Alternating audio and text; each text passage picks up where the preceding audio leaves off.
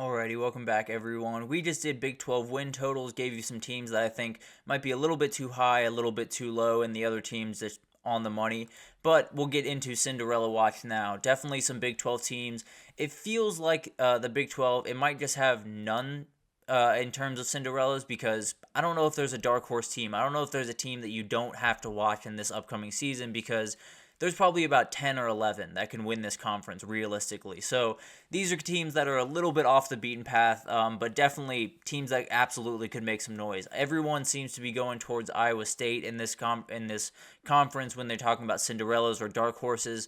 So I went a little bit different direction. I do agree with them. I do think that is going to be a fantastic team up there for Matt Campbell, but I didn't want to, add one of those teams into the heap and hear the same thing that you've heard, I'm sure, from a number of people when they talk about Iowa State. But I'll give you my two teams here, and it starts with the UCF Black Knights. I think this team is fascinating. When you go into this year, Gus Malzahn has something cooking down in Orlando. I can almost promise you that. The talent level and the juice on this team is much bigger than it has been in past years. And it feels like it's somewhere close to what that 2017 team had, where you get kind of close to that.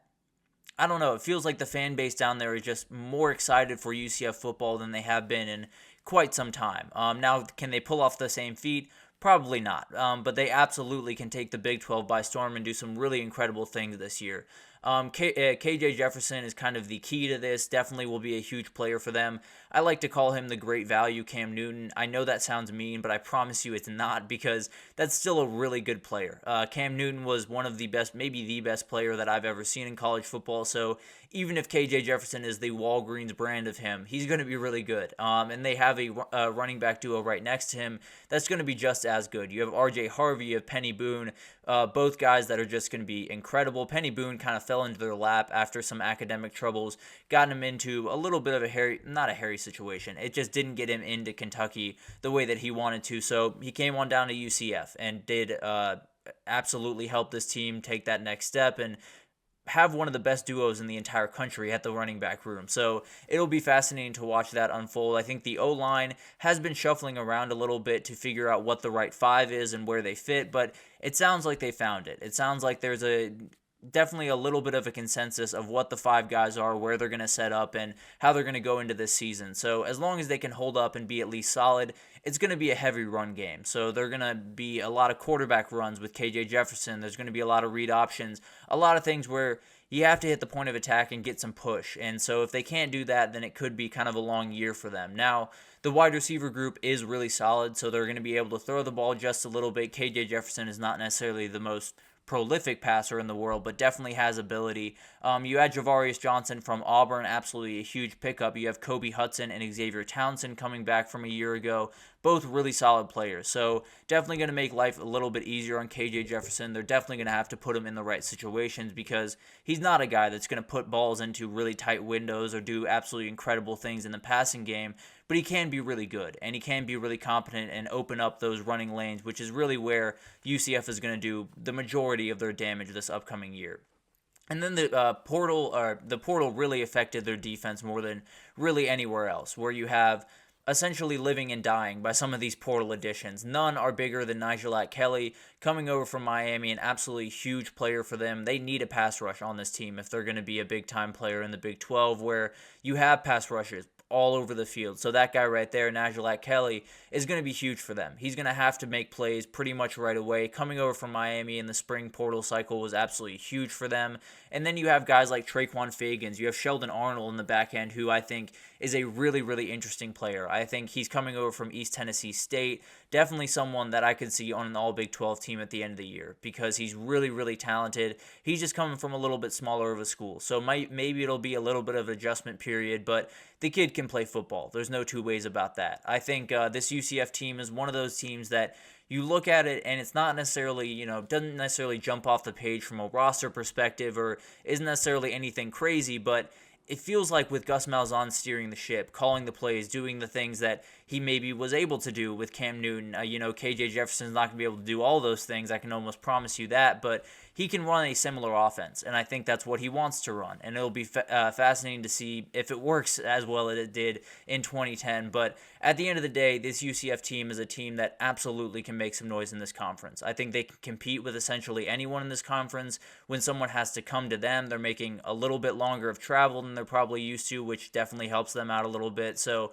it'll be fascinating to watch. I think UCF is ready to kind of play spoilers, be a team that maybe wins 9-10 games, takes the world by storm, and maybe makes it to Arlington at the end of the year. So it'll be fascinating to watch that team unfold. But the other team that I'm watching is a very interesting team to me, one of the most fascinating teams in the country to me, and that's the Texas Tech Red Raiders. I think when you look at this team going into this season, after last season, there's not necessarily a lot of confidence, it feels like. It feels like there's a lot of people questioning what Joey McGuire is doing down there. I don't think there's Texas Tech fans, but I think from an outside perspective, there are definitely some people asking some questions about what the future holds for that program and how they're going to move forward after a lot of energy going into last year and then kind of not necessarily having the year that they wanted. But it feels like they're in better footing this upcoming year. This offense really starts and ends with that guy right there, Taj Brooks. He's going to be one of the best running backs in the country behind a really solid O-line that is shuffling around just a little bit. I think there's still kind of a lingering battle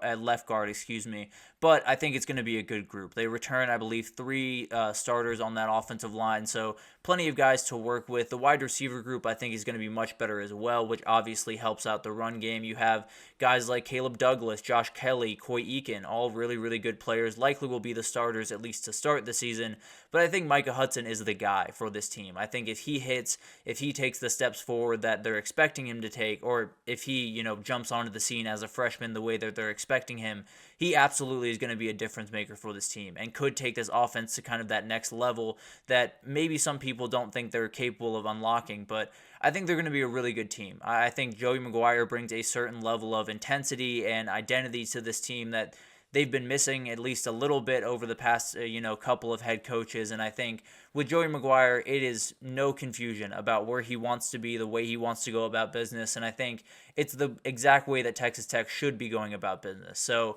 I think it's going to be a really interesting team. The defense returns a ton of experience, did portal in a ton of guys last year with the 2023 class, but pretty much has sat pat this last year. Definitely brought in a couple of guys here and there, but a lot of guys are just returning for their second year from the portal to Texas Tech. So definitely a lot of experience on this team. I think it'll be really good. CJ Baskerville is the guy that I'm watching probably most closely because he's going to have to be huge for this team. He came over from LSU in the 2023 offseason.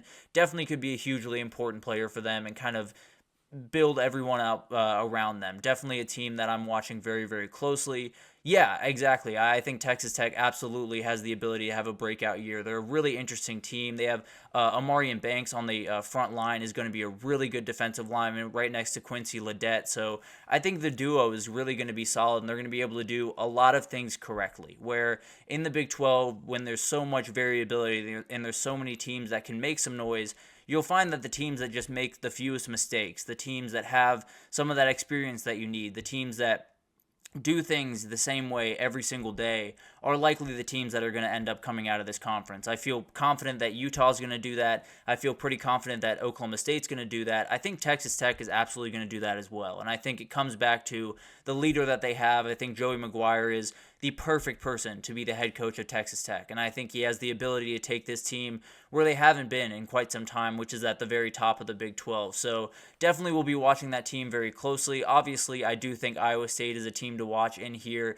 There are definitely some other teams in this conference with probably 10 or 11 teams that can win this conference, so there's going to be a lot of teams to watch for sure. But we're going to take our final break here, and when we come back, we're going to get into a new segment we have around here called Wednesday What Ifs. We're going to get into a couple around players, coaches from the past, the present, the future, whatever that looks like. Definitely will be a very fun segment for us going forward, but love the Big 12, love what they're bringing to the table. Definitely will be a very, very fun conference to break down throughout the year, and definitely will be just my favorite conference in the country for sure. But we'll break down Wednesday What Ifs right after this, so stick with us.